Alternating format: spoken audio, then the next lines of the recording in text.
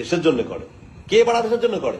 জন খেটে খাস, চাকরগিরি করি, সেটা স্বীকার করবি পাড়া, ঠিক আছে? আর এটা ক্ষমতা রাখবি, তুমি এমন কোনো বাল হয়ে পারো। रुको जरा सबर करो। আমি যে ইন্ডিয়ান আর্মি বা আমার দেশের বিরুদ্ধে দুটো চারটে কথা বলে ফেলেছিলাম, তার জন্য আমি মন থেকে ক্ষমা প্রার্থী।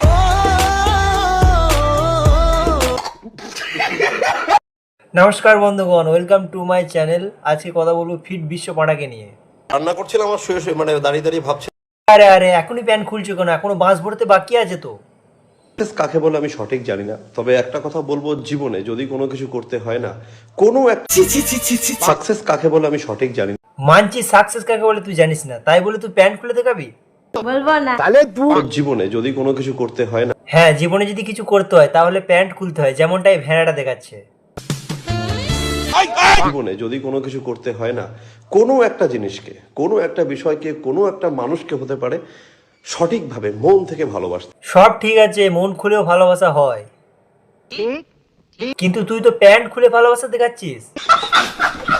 দুদিন আগে এই কালো পাঁটাটা ফেসবুকে লাইভে এসে বিয়ে থেকে যদি পয়সা কামানোর ক্ষমতা থাকে, আমার যদি বিজনেস থাকে, আমার যদি কোয়ালিটি থাকে, আমি কেন রান করছি? এবং এসে আমাদের ভারতীয় সেনাবাহিনীকে এত খারাপ কথা বলে, এত খারাপ কথা বলে, তারপর ফিট বিশ্ব পাঠার অবস্থাটা দেখো। কে পাড়া দেশের জন্য করে? জন খেটে খাস, চাকরগিরি করি, সেটা স্বীকার করবি পাড়া, ঠিক আছে? আর এটা ক্ষমতা রাখবি, তুমি এমন কোনো বাল হয়ে পারোনি। বোকাচোদা কোথায়? शर्म करो। পর সেই লাইভ ভিডিওটা তুমুল পরিমাণে ভাইরাল হয়। তারপরে আমাদের বিশ্ব পাঠার অবস্থাটা কি দেখো। চম্পা জাগরে